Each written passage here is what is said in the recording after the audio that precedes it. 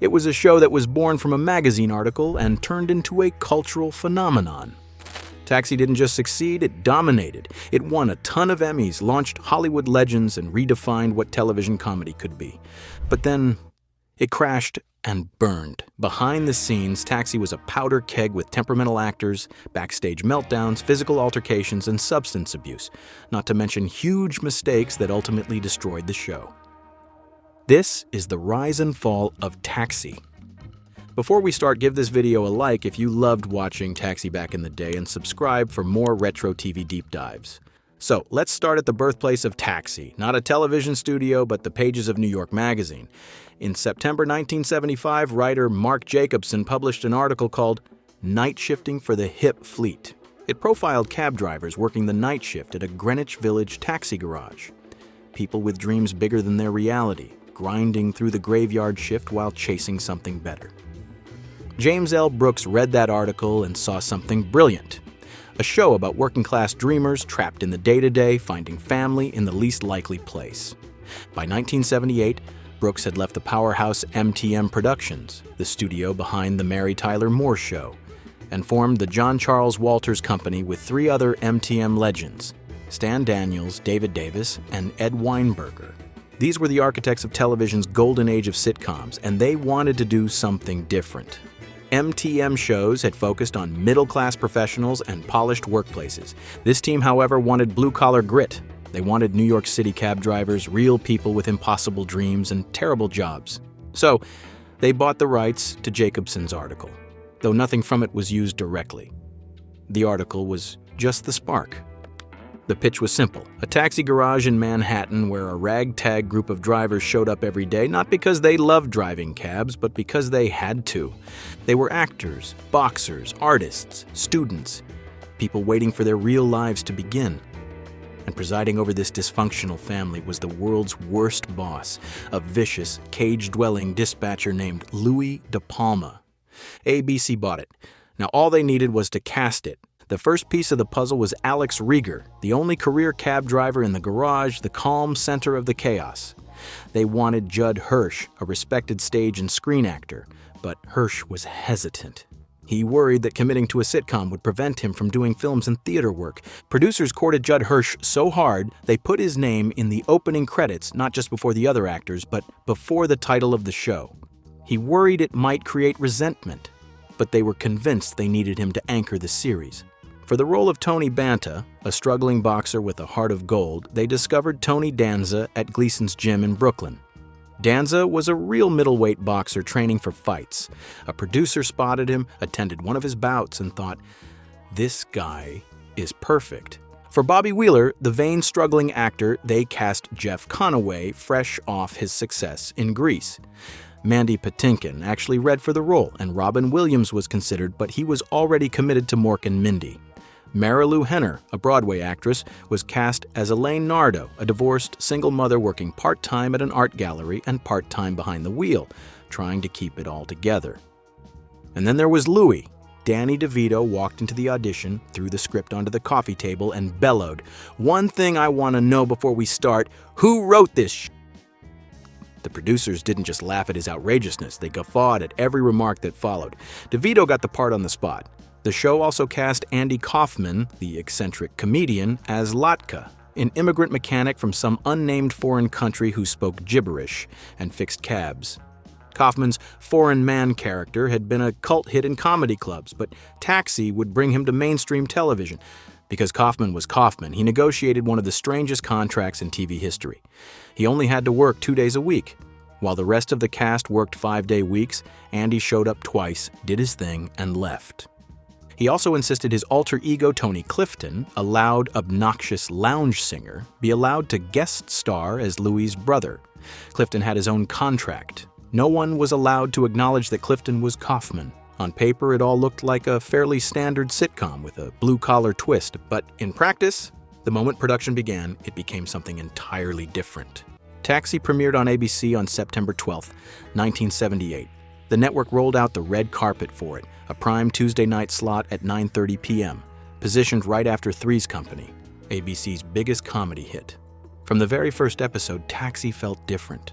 The writing was sharp. The The performances were lived in, and the show balanced humor with genuine pathos in a way sitcoms rarely did. But what made Taxi revolutionary was its willingness to let characters fail. Most sitcoms of the era maintained a status quo. Characters ended each episode roughly where they'd started, but Taxi let its characters chase dreams and fall flat on their faces. Bobby would land an audition, blow it, and come back to the garage deflated.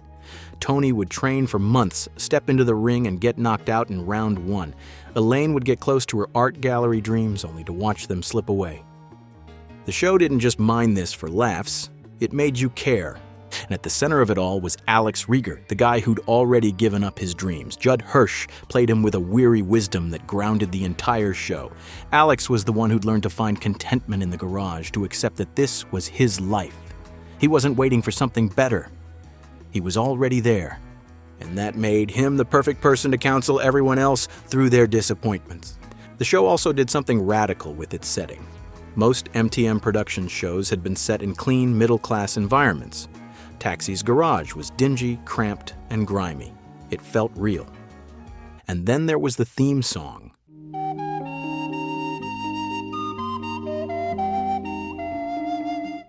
Bob James composed Angela, a melancholic, jazzy tune that was originally written for a scene in episode 3. The cast and producers loved it so much they scrapped their original upbeat theme and made Angela the show's signature. It became one of the most recognizable TV themes of all time, haunting, beautiful, and just sad enough to capture the show's bittersweet soul. And viewers ate it all up. In its very first season, Taxi didn't just slowly climb the charts, it skyrocketed to a 9th place tie in the Nielsen ratings. The New York Times called it a show where there has never before been a sitcom as funny and as moving. The Hollywood Reporter praised its strong ensemble dynamics and sharp writing. And the awards came rolling in. In 1979, Taxi won 3 Emmys, including the Emmy for Outstanding Comedy Series. In Season 2, Taxi kept building speed. It brought on guest star Christopher Lloyd, who played Reverend Jim, as a full-time cast member. It was averaging strong ratings and winning awards left and right. The show had created a new blueprint for workplace comedy, an ensemble of misfits, each with their own broken dreams, finding solace in each other. For 2 glorious seasons, ABC had lightning in a bottle, a breakout ensemble, a hit show, a cultural phenomenon that arrived fully formed. It seemed like Taxi had no brakes. And then, the wheels fell off. In its 3rd season, ABC made a decision that would haunt the show. They moved Taxi from Tuesday nights, where it had thrived under the protection of Three's Company, to Wednesday nights at 9 p.m. The intention was clear: spread the hits around, make Wednesday stronger. In practice, it was the kind of move that kills momentum. The ratings collapsed. Taxi went from 13th to outside the top 30, which was the benchmark for top shows. Wednesday was a bloodbath. The show was up against tougher competition on CBS and NBC, and audiences didn't follow. Even as critics continued to praise it, even as the Emmy wins kept coming, the numbers told a brutal story. ABC began to panic. Behind the scenes, there were other problems, too. Jeff Conaway, who played Bobby, had been struggling with drug addiction. One day, writer and producer Sam Simon found him passed out on the floor of his dressing room too high to work. His lines were reassigned to Danny DeVito and Christopher Lloyd. The episode went fine. Nobody missed Bobby. The producers realized Bobby Wheeler was expendable. Conaway was demoted to a part-time role and eventually phased out entirely. But this was just the tip of Taxi's on-set struggles. Behind the scenes, Taxi wasn't always the happy family it appeared to be on screen. The trouble started almost immediately. In Season 1, during the production of Episode 13, A Full House for Christmas, Andy Kaufman's alter ego Tony Clifton was scheduled to play Louie's brother. It was part of Kaufman's contract. He'd insisted that Clifton get guest spots on the show.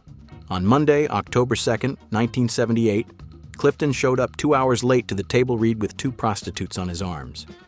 He announced he'd rewritten the script to include them. He scoffed at other cast members' lines while proudly highlighting his own. He brought remote-controlled toy dogs that barked constantly. The cast was furious. Jeff Conaway stormed off the set. By Wednesday, October 4th, producer Ed Weinberger had to fire Tony. Word got out, and studio executives filled the audience seats to watch it happen. When Weinberger told Clifton he was terminated, Clifton erupted. Security guards had to physically drag him off the Paramount lot. Judd Hirsch got into a physical confrontation with Kaufman during the incident. Flash forward to season 4. When Carol Kane's role as Kaufman's love interest, Simca, expanded, new tensions emerged.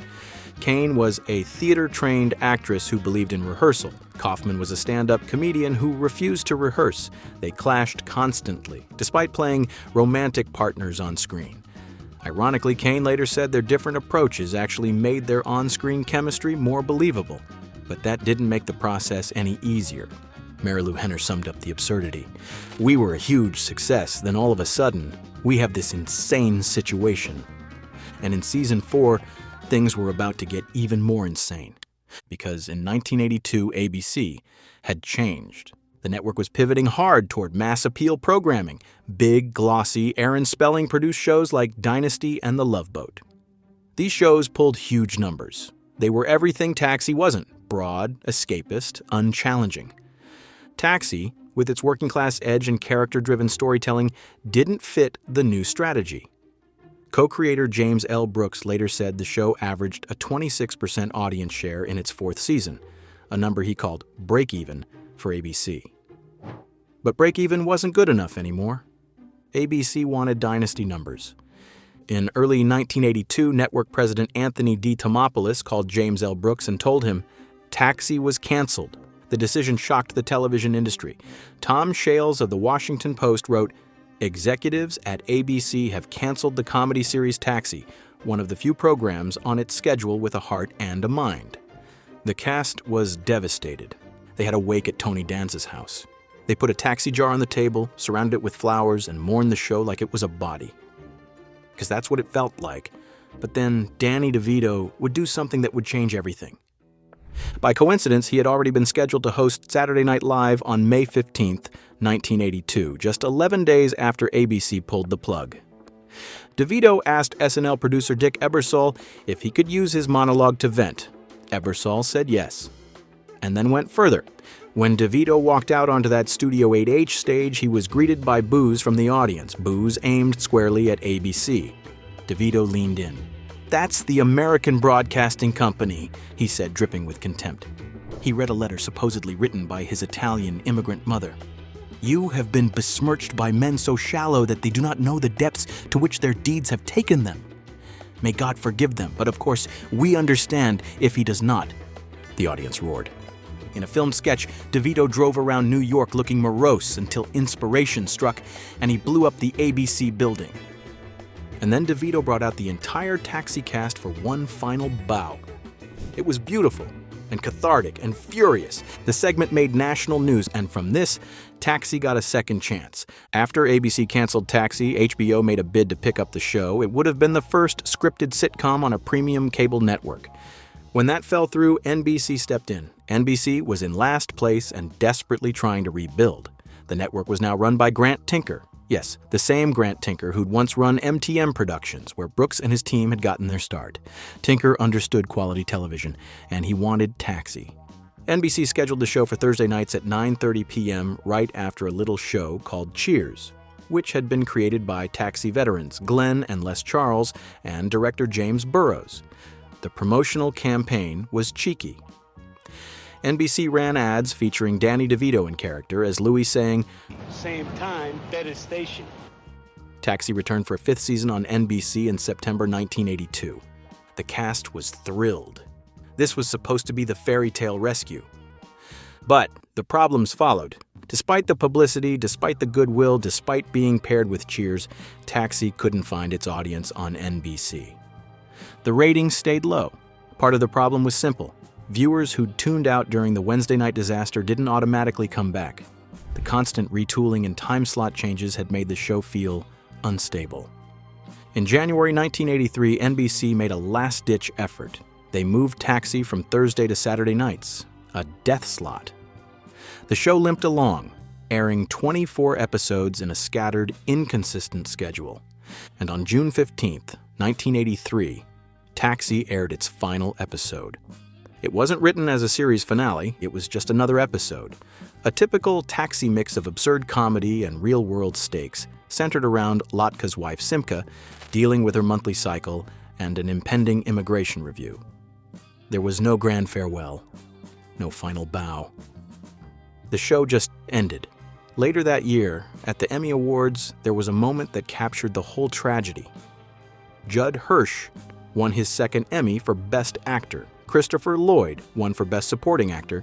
Carol Kane won for Best Supporting Actress.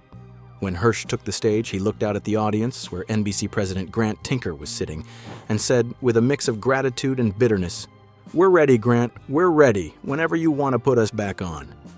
The crowd laughed, but it stung. This time, Taxi was gone for good. But, in many ways, it's lived on for decades.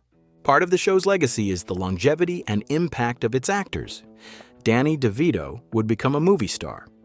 Over the coming years, he'd star in Romancing the Stone, Jewel of the Nile, Throw Mama from the Train, and Twins. He directed films like Hoffa, Death to Smoochie, and Matilda.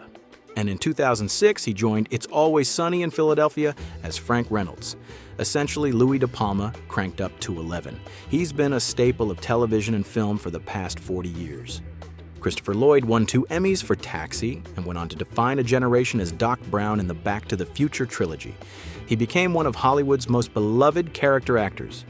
Tony Danza landed the lead role in Who's the Boss in 1984, one of the biggest sitcoms of the 1980s.